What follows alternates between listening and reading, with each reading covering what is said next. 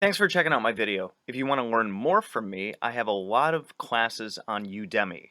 You can find the links to a lot of those in the description. Alright, hey everybody.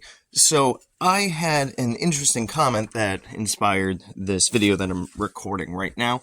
So, it says, it's by Eric Branton. Hi, Eric.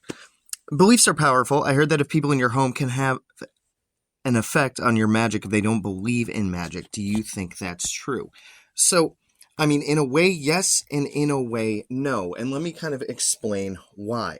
One, the beliefs of the different people around us do affect us, given that, if you're living with somebody who, let's say, is very atheistic in their thinking, then you are much more exposed to those kinds of thoughts, and so you take those kinds of thoughts in and they can influence the way that you think. If you are living with people that think that, magic isn't real, or magic is the devil, or any of those kinds of things, well, you hear that kind of stuff and those kinds of things, so they are seeping around in your subconscious. They are playing around in your mental playground. And what that can do is it can have a negative effect, of course, on your own thinking. Because when we want to execute magic, we need to have our conscious mind and our subconscious mind in alignment. So, I've talked about beliefs in, tons of videos. If you want to deep dive into this kind of stuff, my books, Magical Mechanics and Magical Theater, are definitely great on those kinds of things. And to go along with that, Magic 101 and Magic 102 on Udemy. Links to those through the link tree in the description. But basically, if you are exposed to those kinds of things, then that is going to affect and influence your thinking. Even in the back of your mind, oh, what I'm doing, my dad thinks is garbage. What I'm doing, my girlfriend doesn't believe in it. What I'm doing, my grandma thinks is the devil.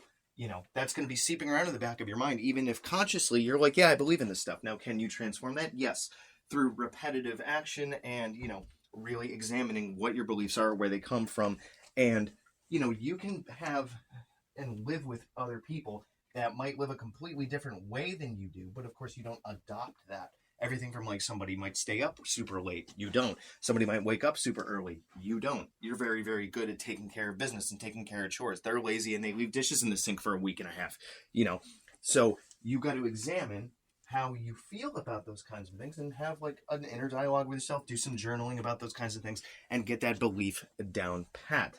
Because when you're stepping into ritual, you want to know and you want to believe that magic is going to work. That what you are doing through your raising energy, invoking whatever spirits and what have you, and doing the representative action and all that stuff, and when you raise that energy and you send it out, that is going to manifest different results, because belief is half the battle.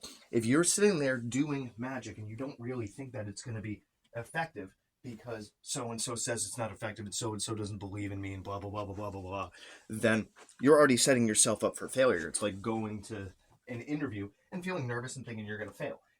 If you go to an interview and you have friends that are like, oh man, you're never going to get that job, you're not worthy of it, blah, blah, blah, blah, blah, blah, blah, what do you think is going to happen?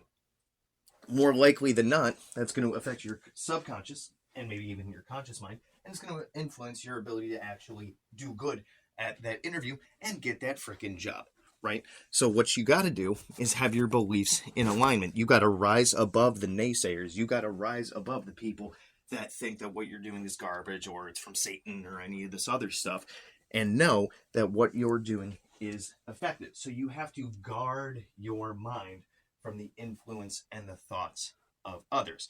Now, if you're doing magic on a person in your house or somebody that you live with and they don't believe in those kinds of things, one of two things can happen. And, feel free to comment on this if you agree with me or disagree with me. If somebody doesn't believe that these kinds of things can happen, that can actually shield them from being influenced by different things. Like my dad, for example, is an extremely rigid, logical person, right? So what does magic do? It influences people to act in a certain way. It gives them little breadcrumbs, little tidbits, little energetic pushes to act and behave differently in accordance with will, arguably. It kind of tries to lean the probability in your favor. But somebody who is extremely confident in who they are and extremely rigid, or maybe even, this could be the case too, narcissistic, sociopathic, where whatever they think goes, it can actually mean that your magic is not going to hit them. Or on the flip side, because they have that blind spot of, oh, this stuff ain't real, then they could have a blind spot where your energetic push and whatnot comes out of left field, and it's able to influence the situation, and then boom, your outcome that you wanted happens. So long story short, can other people's beliefs and stuff that you're living with and those around you influence magic? Yes, they can, because that kind of stuff influences everything else in your life. Because who you are, how you act, what you think, what you do is, influenced by others around you. My grandma has a great phrase for this. You are known by the company that you keep. Why? Because you end up becoming more like friends. If you ever had friends that are like really motivated and other friends that are really blasé and they don't care, which, you're probably going to lean towards those friends in your actions and stuff. That's why if you're trying to change your life and change things and do things differently, you don't want to be hanging around people that are still doing the same old. If you're hanging around people and you're influenced by people that are stuck in a rut and maybe they're still partying when they're in their 30s and whatnot, and you want to be better, then you got to get better. You got to get better friends. You got to be around people. Now, of course, is that always possible with like roommates and family situations and whatnot? No, but that's why you have to work on your own deep inner concept and inner beliefs and understand that, there's plenty of things I'm pretty sure everybody in the world has done that your parents, your roommates, your significant other, what have you, didn't agree with, right? You still did it anyway, right? So magic can fall in the same lines. Just because somebody doesn't believe that something is going to work, that doesn't necessarily mean that you have to buy in to that belief, right? So can other people's influences and beliefs affect the efficacy and the ability for you to do magic? Yes, until the point where you don't give a crap.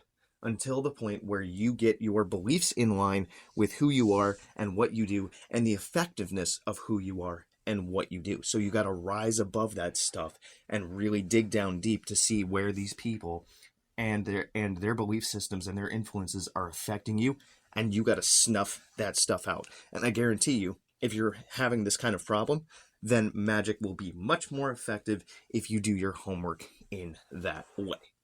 All right.